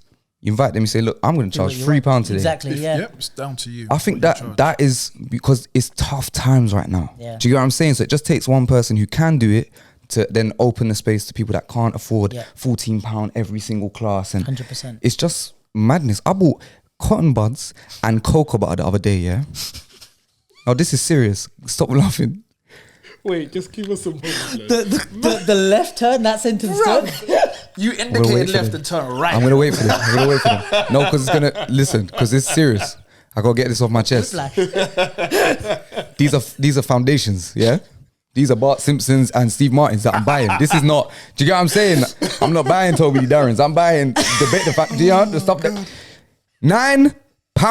What? Wait, hold on a second. Let me jump in. Guys, he's like, all right, I'm saying, that's why I said let me land. £9. And then charge me 10p for a paper bag. I could make that bag in year 2.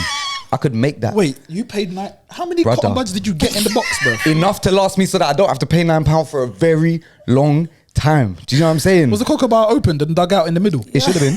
It should have been. That's what it should have been. But it's just to say, like, this is the time that we're living in. That the basic of things is mad. The price is mad. So to say now you want to hire a studio and it's God knows how much per hour, and it's insane. You have to tell them how many people are coming. You know what I mean? Who's come? I don't know who's coming yet. Like, you have to tell them all these things, and I think it just takes away that freedom. What's the word? Spontaneity. And you know, my little rant on that also is that. Oh, I love a capsule rant. Okay, so this is what annoys me about Clip I think this. I've said this before, but like the choreo scene versus like the kind of community part of dance is that a lot of these classes, and there's people like yourself and Toby who are part of the freestyle scene and do stuff and kind of are active there, but then when you do your choreo, you bring your influences, right? There's also a lot of people that take those influences from the freestyle community scene who aren't in that scene. They're just seeing it and be like, bro, the light feet thing is the biggest thing of like someone just doing random lock-ins here and there who's never took a light feet class, been to a session, any of that shit, right? And they're just putting it into their choreo. Cool, fine, but not fine. But where do you think those steps and all these influences, all these little like, even, you know, these fucking, the way you dress and all this shit, like where do you think that comes from? It comes from Absolutely. people finding a space, finding a, like when you said those break-in sessions or whatever, like where do you think those top rocks are that you're putting in your choreo? It came from those sessions where it was cheap rent and they were developed and built, and then as those people exchanged and built that shit, you then looked at it and go, oh yeah, I'm doing a choreo tomorrow and ate. Like, but remember what I said. Remember what I said earlier though. I said earlier that choreography is structured freestyle, right? So even if you don't realize it yet, you haven't been told yet, you don't even know, oh, I didn't know I took that from there. Even if you don't know, you do subconsciously know, because if you're teaching a choreo class, you have freestyled in order to make, where freestyle transfers into a space where people think that they're not a part of it or they're not well. And this is something I'm trying to spread right now. My program and stuff is like to try and make freestyle more welcoming, so that you know, because as much as I agree with you and I say you can't just be taking this and that, how welcoming are those spaces to people that are not comfortable to 100%. Just jump in a circle full of people and do their own movement?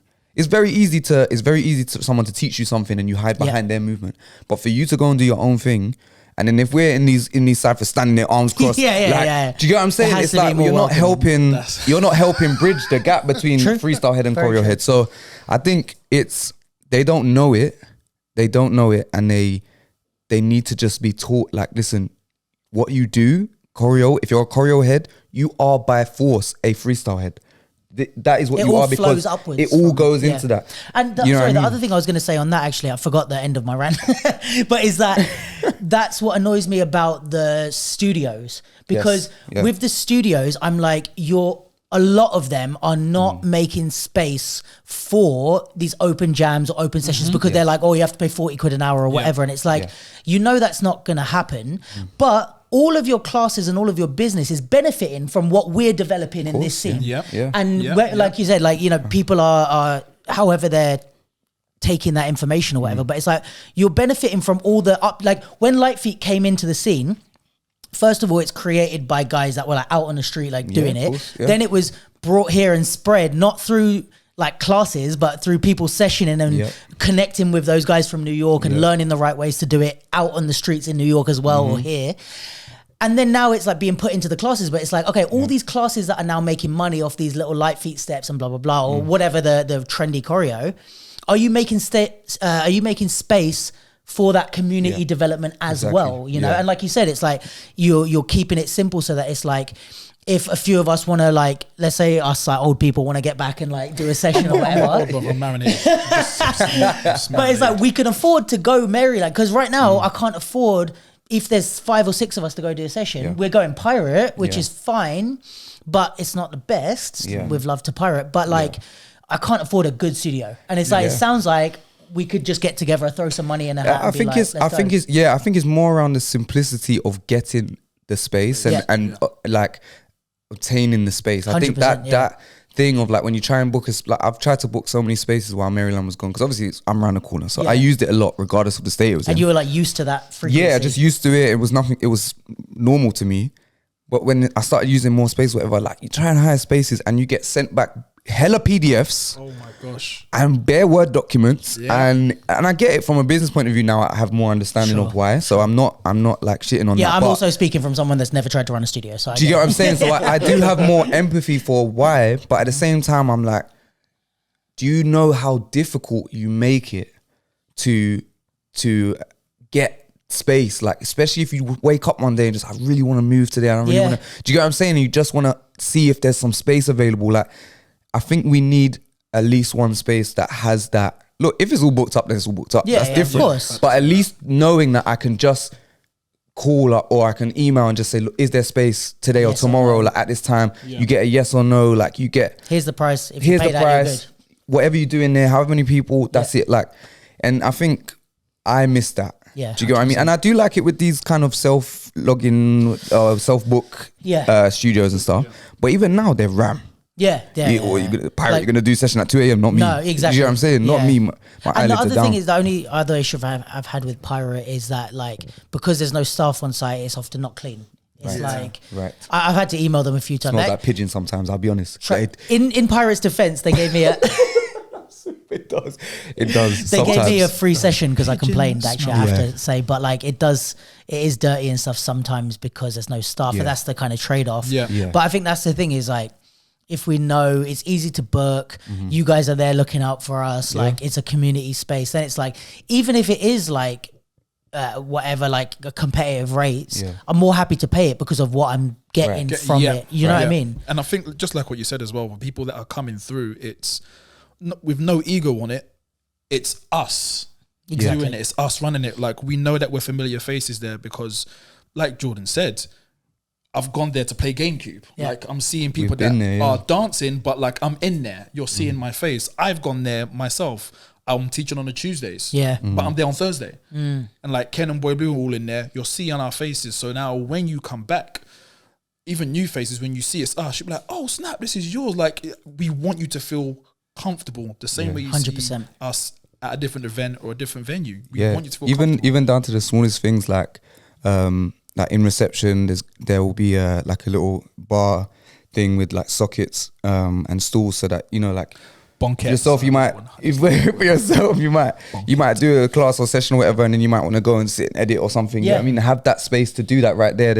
We're gonna have a little kitchen so that if you're doing 10 till 6 and you doing meal Come up prep, some food or do you get what I mean? whatever, And so you It's all can those actually little spend things. it's tiny little Yeah. And things, it's things but that you have to be a dancer to know. Yeah. You have to Yes. have been in the Yeah. studio and Yes. go, I wish there was a plug socket. I wish there have was a to kitchen. experience it. You know, You it's have like, to- yes, you because have to someone might not think experience that, like, it. oh, why do dancers need a kitchen? And it's like, because you haven't done full days. Like, you haven't done an R&D Yeah. for 5 days. and also every if you day. walk around Maryland and look at the food options, trust me, Oh my days. Trust Other than me. Calf. other than calf, Other you'll than have calf? gout within 2 weeks. So it's like it's better to bring your own. Do you know what I'm saying? But Yeah. it's just to make it so that it feels like I can actually stay in here. Yeah. Yeah. I can stay in here. I can maneuver. I And can feel do my work. I comfortable. can dance. I can. That's what I used to love about Huskies when I first started dancing. Is like, Oh my God, just yeah. Huskies was like a community space, and it was Yeah. like you could just be sitting on the sofas, and it's like you could have your class. I used to do this. It's like your class is at 8, but like I'm gonna go here for like 6:30, yeah. and I'll just it's like Yeah. by myself because I know I'm gonna catch people. Oh, this Exactly. person's teaching before this person's. I'll just chat to people, fucking Yeah. pet the dogs, and you know what I mean. And then And that's, yeah. Oh, they're so Yeah. cute. Anyway. But no, you're right. With like, this is what's missing as well, is you just said it. I'll just go there to chat to people. Yeah. To chat to people. Yeah. Now it's just, I'm going to turn In, up out. at 7, do Yeah. class, and then leave and Yeah. bounce out. Like, I've seen it so many times where just in and out. Even down to even myself, I would just turn up just to teach my class and Sure. then leave. So, like, those times have changed where that interaction with that person is no longer there. Yeah. And what that interaction usually does is give you a bit more encouragement and a bit more confidence to say, do you know what, I'm going to come early and just take your class. I'm going Yeah. to jump into your session. Exactly, 100%, man. Or like hang out afterwards and like, yeah. because that is another thing is like, if you can hang out afterwards and you're like, oh, what's that class in there? That looks good. And then you're like, oh, next week I'm going to do both or something like Yeah. that. But if you're in and out, you're not getting that as much. And the fact that it can be different every week. It Yeah. can be, do you like, obviously there are people that already have booked for like block bookings. So it is kind of like, yeah, you can do hourly bookings and stuff. Sure. But if you want to do block bookings and you want to do your own class, it's not our class that you, so, and that's what I'm saying about working for the studio. It's like, Maryland presents this person's class. Like, no, you present your own class. We're just a space to hire. Do you get what I'm saying? It's you navigate that in your own way, how you want. The day that you cannot, no longer afford the studio hire, then that's it. fine. Like, we're not gonna take anything from you. Everything you make is yours, And so it's like, just pay us the rent, and we can work out from there what we're making and what we need to do, as long as that's happening. So I think it's important that it's going to be different every week. It might be someone in there. I might be doing a session one week. I might not the next week if I don't want to. And like pop-ups or little one-off events. One-offs. Yeah. These, you know what I mean. And obviously as well, if you know about that space, there was actually a lot of events that happened there as well, battles and stuff. Yeah, man. That's something that we're super passionate about doing.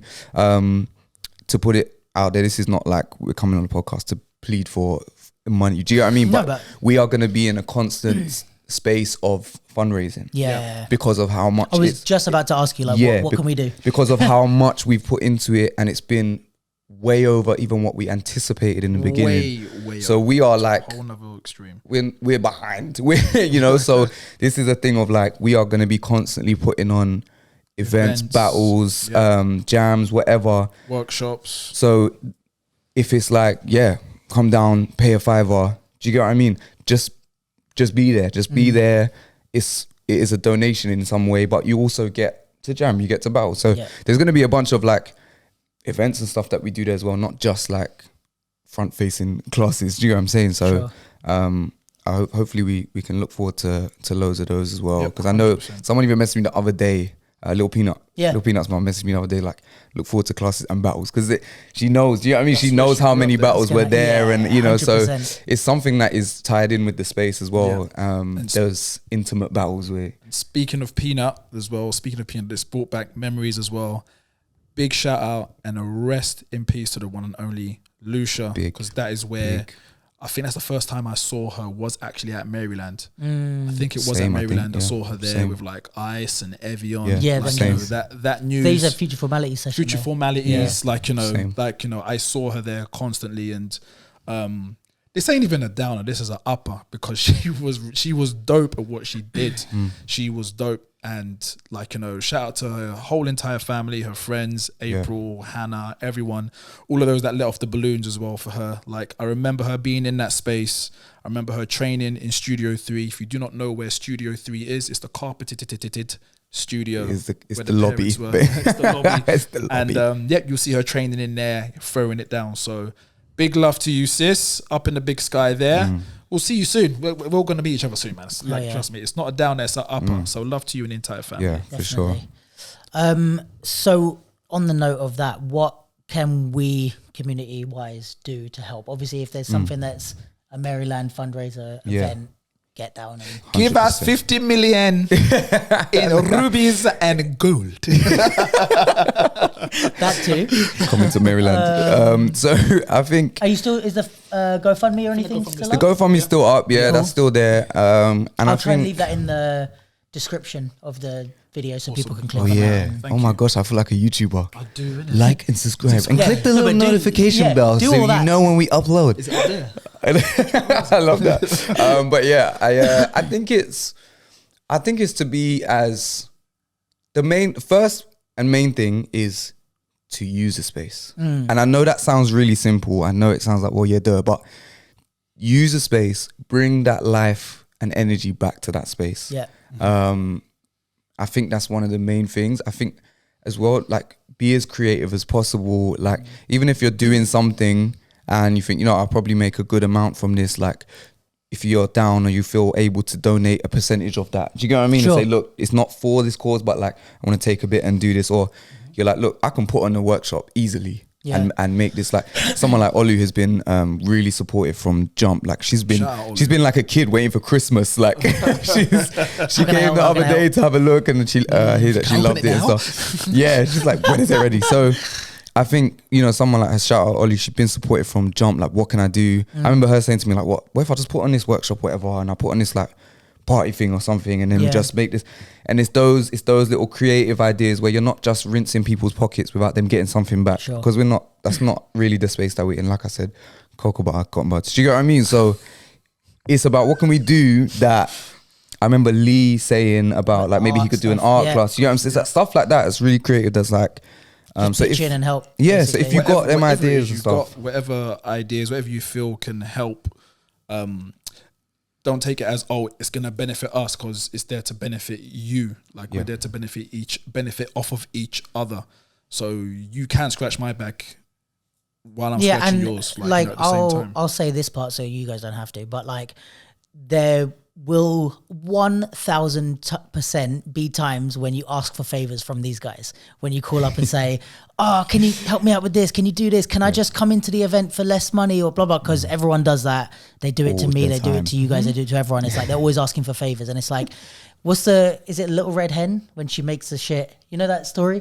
No, This is brand spanking new information to me. You tell kids, it's like the story of Little Red Hen. I think is like she's making like bread, and then she goes around and asks everyone, "Can you help me? Can you help me?" They're all like, "Nah." She makes the bread, and everyone's like, "Oh, can I have some?" Okay. And it's like that. This is like the moral of the story is like That's if class. you're gonna want some, help out in the beginning. So there's a lot of people I'm sure that are at some point gonna need a favor, need help, need whatever from you guys. Yeah.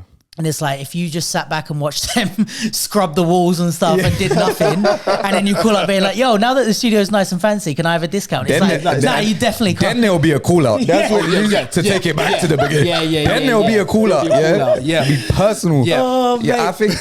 No, but it's true. And it's like, not to say that's the only reason to help, but it's like, if you want people to put back into the community, whether it doesn't even have to be a favor like that, but it's like what you're doing is going to benefit all of us in some way at some time, so then it's like people should put into it to help it go quicker, so that, because also that, especially in London with spaces, it's like people are struggling with them all the time, and people are like, "Oh no, it's such a shame that space closed down," or whatever, and it's like, but what did you do to stop it closing down? Exactly. And it's like we can all kind of do that, and like, I've definitely got some ideas. I spoke to Josh a little bit, but I'll chat to you about some capsule stuff. But man, like, I think we've all got to kind of pitch in different places in the community and try and help. Man, in different places.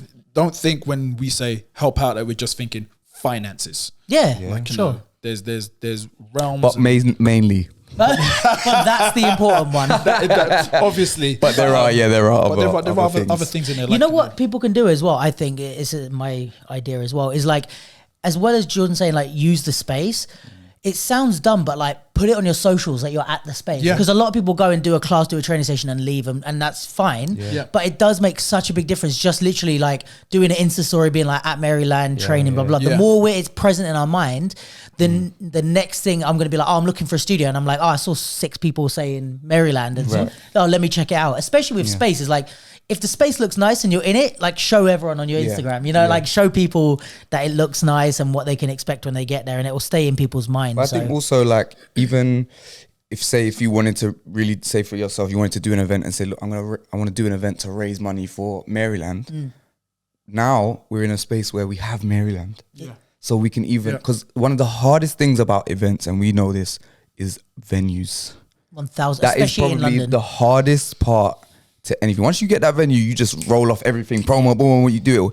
The venue's the hardest. So now that we have the space, it's so much easier. So look, if you've got ideas, if you've got things that you think I could do this, but obviously need the space, talk to us. We use the space to raise the money. You know what I mean? So I think there's that kind of hand-in-hand thing. Because before you were trying to raise money, but you didn't have a space to raise money in. So that's me and Dylan were teaching at base, and we were in Essex teaching, and so you know what I mean. And now we've got the space there. We can start to use parking it. restrictions outside. It's after 6, isn't it, or 5? After 6:30. 6:30. And there are some of the parking signs up there have been like taken Sprayed, down or sprayed. Yeah, someone or sprayed whatever. one. So you can't. That's the pirate special. That's It's like the everyone only at issue. pirate. Yes, Because I didn't know, for people that didn't know this as well at home, if they've sprayed over a sign or like taken it down, you legally can't give someone a ticket unless the sign is readable. So at Pirate Studios, all those signs around there, the residents like spray them with graffiti paint, and then if they replace them the next day, someone sprays them. So you can just park a car in front of them if you can't read the thing. Anyone is in Maryland who lives in Maryland and you see the parking signs, I'm not saying to do this. Definitely don't do this. Don't do this. Don't do what should they not do? You should not take any dark matte black spray can paint from a shop that does paint and stand roughly 7.2 feet in the air of the ladder and spray any canvas of a metal material with writing on it and cover it in. That was a good guess on the height of the sign, by the way. Yeah. That was a good guess, man. 7.2. Complete guess. But don't do that. Don't make it so much easier for me to park during events during the day. Please don't. No, I would prefer you didn't. But but I think definitely people should do that and check it out and use the space. And like I think it's cool as well to like come up with ideas to like fundraise and that type of thing as well. But I think also remembering that we've got the other spaces as well. So Yeah. even as a, do you get what I mean? Even if you have a friend that's a photographer or whatever, tell them like, look, there's a space now, you can use this. They got a room there that you can use. 100%. And, you know what I mean? Like I know there's a lot of people that are doing massage and stuff like that. So it's like, tell those people as well, look, there's spaces here for all of these things now. So we kind of broaden that thing. I'd love, you know what I mean? If you come out and off studio and there's some random photographer in there, and you're like, actually, do you know what? I do need some headshots, you know? How much do you charge, bro? Like, you know, like it's one of those things where we got to try and like create that vision of it now, where it's like, this is more than just dance now. This space is 100% bigger than that. It's and more when you than that. see it So in use, you're really gonna realize. yeah, I think when we really get it done and we really see what it's become, and the way you can utilize everything you have in your minds. Like, you know, I can come in, rehearse, finish my rehearsal 3-4 hours, get a massage, get my headshots done. Once the headshots are finished, I can run into the music studio and get my soundtrack finished and completed. I've got a next rehearsal tomorrow. Boom, my soundtrack's done, headshots done, send that off to the agency, come back to my rehearsals, rehearse with the soundtrack that I just created in the exact same studio. Wow. Hashtag. Your lungs did work just then. Bruv, The thing is, it's cold outside. So I don't want to be traveling from one dance studio to a photography studio. It's cold. True. Yeah, it's right now it's Blitzkrieg. And even when it becomes hot, you're going to be cool inside. Exactly. I'm just saying, we cover all the seasons. This is what I'm saying. We got new windows, guys. We got new windows. There's blinds. Oh my gosh. This it's the little things. It's the little things, really and truly. It's the little things that you just don't realize. Do you know what people were really amazed by at my session the other day? Was that we have these green lights that like stay on in emergencies. So if the whole place goes black, like the a green follow spotlights, you follow the spotlights out. Sick. So you know your way out. They were most impressed by that. And I just realized, you know what, dancers, we really don't have a lot, do we? Like, we don't. They're like, we don't. Safety? What is this? I'm gonna stay alive? Fire doors? What's What do you mean fire doors? Being safe? Yeah. A door that can withstand fire for a bit? Yeah, like we're really putting all of those measures in, like fire doors, like them safety things, like smoke alarms, so all of them things, like so you do it properly. CCTV cameras, so just we're really going. Which you can get your class footage from now, do you reckon? Imagine.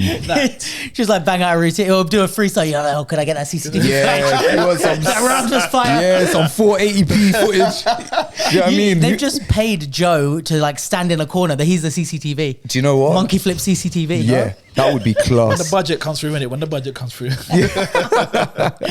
But yeah, so it's just kind of those. I know those seem like really little things. Like, I'm not worried about that. I'm just coming here to dance. But that's actually, the point. Is that you don't have to worry about that. Right. Yeah. When you think about the scope of the building, the business, and the things that we're really, really trying to put in, we're not just trying to bring back some like makeshift space where you could just go in. Like you've like elevated it to. We're really trying to elevate it to that space. So yeah, it's really simple. If you want to book the space, like email. Yeah. Do you get what I mean? Website?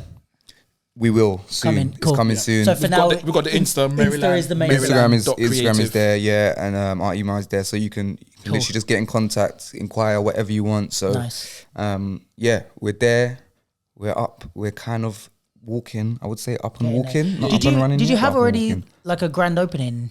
I can't remember. Yet. We spoke about it, but yeah, are you gonna have like we might do like a soft launch first, and then kind of really go for it when it's all completely finished. Okay, sick. But it's there. If you're intrigued, come down and see it. Do you get what I mean? If it's locked, then you came at the wrong time. Should have messaged first. But yeah, come and see it. Come and get a feel for it. Especially if you was there before, like, and you see something on there, come through. Because, like, even we had an event recently. There was a couple people that I think came down to the event just because they were like, "Oh wait, I want to come and see." Like, Corey, Savage. He came and he was just like, give me the tour, man. Giving him a tour. We got like these two so we got disabled toilet, 2 toilets, and then like 2 like changing like cubicles. So sick. if we have like kids coming in doing sessions, they got somewhere to change and stuff. And Again, he was something you only know about if you're a dancer. Right. Yeah. And he was in there, he was like, I feel like I'm in Zara, bruv. Like trying on clothes and that. Come out, like check if my baby's likes what I'm wearing and go back in. Like, I was like, you know sick. what? No, that's dope. Fair, but he was like raw. Like, it's when you see someone look at it with their eyes, they know what it was before, And some people even come in and be like, I can't even remember, you know. Yeah, where was everything? What was it before? Like, it's so I might be different. a bit like that. It's been a while It's since I so went to an old one. different. So yeah, we're proud that we've got to this point because it's been really, really difficult. It still is really difficult. And we're proud of you, and thank you man. from Thank you. on behalf of the rest of us. Thanks for doing what you're doing and spending all that hard work and fucking money. So we can check out the Instagram, which is Maryland.Creative. Maryland.Creative. We can go on the GoFundMe. Can we find that in the Instagram? Yes. It should Cool. be, So yes. go and donate on the GoFundMe. You can hire the space now. 2 studios or just one open? One right now. One right now. The main Okay. one. The other one is extremely close. Yeah. Okay, so there's one I main would say, studio not now long. at time of recording. Yeah. Depending on when you're listening to this, it might be already open. And then rent the space and like thinking of creative ideas to help fundraise if there's anything that you want to do that can help fundraise. Because I guess also the way I'm maybe thinking about it is like, if you're doing a fund, like if I'm going to do a fundraising event with you, I'm not necessarily taking money from it, but I'm also not paying for the space. Exactly. So if there's something that I want to do, Exactly. it's like it could be a dual. Like and this is my way of thinking, and anyone out there that's thinking, if you're trying to find an angle, this might be your angle. I'm thinking of it as like, if there's ideas that I want to test out, that might be the way. Exactly. It's like, I haven't done this before. Let's test out this idea. Anyone that comes, you guys get the money anyway, but you get footage, you get exactly. And it's like, I can try out some different things and without the risk of like having to pay for the space, but then also I'm doing a good thing in helping you guys. So that's, I think, a good way to like win-win. And then if you just know, all right, I can put on a battle or something that's going to bang, and you're happy to do that and like help out, then go for it. And also, I guess the other thing, again, I'm sharing with you guys my thoughts, but I'm saying it to them because you're not here.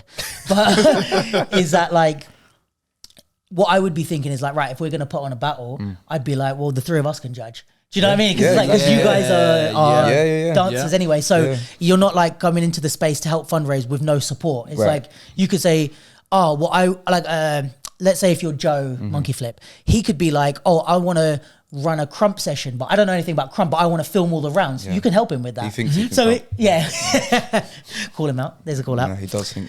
But no, I mean, like there's, like you can also work with these guys to come up with creative fundraising ideas. So if you're like, I want to contribute, but I don't know how to do these things, still hit them up and talk. Still hit up. No, for sure. And that's what it's open out to as well. Like, you know, as much as saying like book studios as well, you have an idea, hit us up. True, even on even if you do want to pay for the space, you can still get that creative support from you guys. 100%. Yeah. I might charge, but you know what I mean? for real. If you get an invoice, don't be shocked. But It's like, what's his invoice? We were on the phone for 4 hours, bro. What do you think he's from? But yeah, 100%. Like, you know, also, guys, please, like, one of the most powerful tools as well is word of mouth.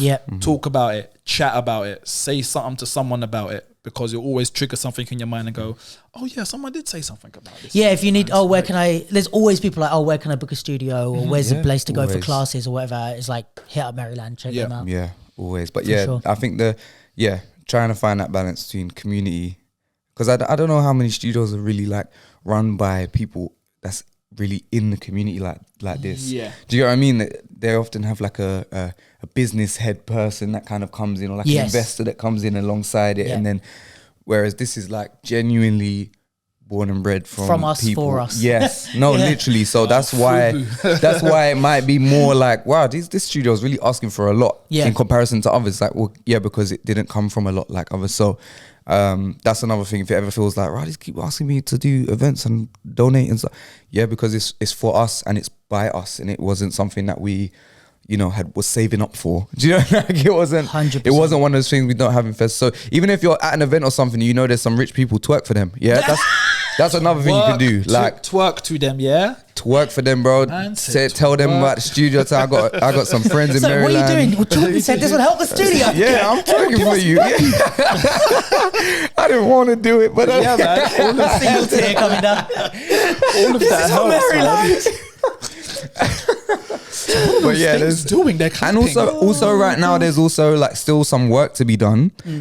Someone said to me yesterday, like, they still really want to paint a wall, even if it's just one paint stroke, just to say I did that part. Yeah, like there's still that space and opportunity to kind of still be a part of things and lend a hand. So if you like that. If you want to be involved in that way, if you want to get your hands dirty, whatever. Or I guess if there's anyone that's got like special skills in any of those type of things, especially carpentry skills, especially hit that. us up, Let us know. There's still areas of the studio that really need that work. So especially people know those in those expertise, like that are let us know. That's also another way to help. I have to shout out Liam, if you know Liam, dancer, who videographer guy? No. Yes, Liam. He him and his dad came down one day, let's go. and his dad does that stuff, and they really helped out one day. I also have to shout out, like, there's been quite a few people that have come through and helped. I name a few names like Sherilyn Sonny, Janelle Sarr. Like, I'm gonna miss some, but you know who you are. But there's been people that have literally come and given their time to help us, like tear up floor and move dirty things, clean up dust, and like. That's not the glamorous. Remember that day we was hammering the floor, and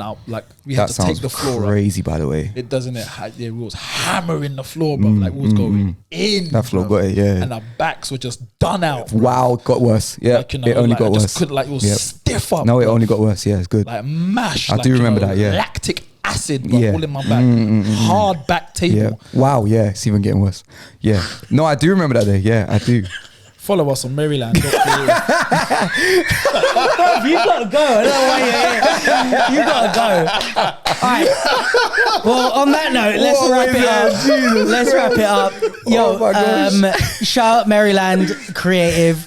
We love you guys. Thank you to Jordan and Turbo for doing what you do. We appreciate you. I'm looking forward to seeing the growth of the studio. Definitely coming down. Definitely going to talk to you guys. I've spoke to Josh about some ideas on that side, but definitely with studio stuff, let's do some shit. Yeah. And guys, go and check out Maryland.